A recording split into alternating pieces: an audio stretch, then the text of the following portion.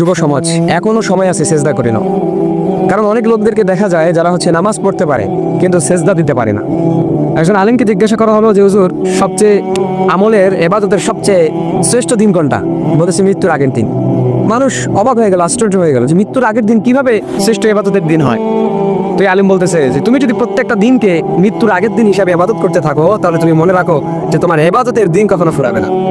তো এই জন্য যুবক বয়সে আপনি সেজদা দিয়ে নেন। আল্লাহ পাক বলতেছেন যে সবচেয়ে সেজদার মাধ্যমে বান্দা তুমি আমার নিকটবর্তী হতে পারো, আমার সঙ্গে সম্পর্ক করতে চাও তো তুমি সেজদা করো। আমরা ডিপ্রেশনের মধ্যে থাকলে, মন খারাপ থাকলে আমরা অনেক কিছু করি, গান শুনি, ঘুমাই, ঘুরে বেড়াই, প্রকৃতির সৌন্দর্য বিলোপ করি।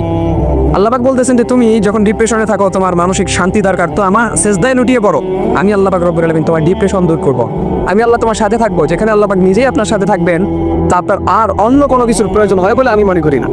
তো এই জন্য যুবক বয়সে সেজদা করে না। আপনার যখন চামড়া ঢিল হয়ে যাবে, এখন আপনার চামড়াটা টাইট আছে, এখন আপনার গায়ে শক্তি আছে, সেজদা করতে পারতেছেন। কিন্তু বৃদ্ধ বয়সে চলে গেলে আপনার চামড়া যখন ঢিল হয়ে যাবে, চাইলেও আপনি সেজদা করতে পারবেন না।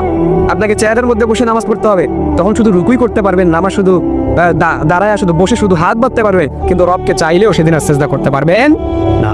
এজন্য এখনো সময় আছে ভাই, যুবক বয়সে আল্লাহ পাক রব্বুল আলামিনকে সেজদা করে নাও, নয়তো একদিন তোমাকে পস্তাইতে হবে।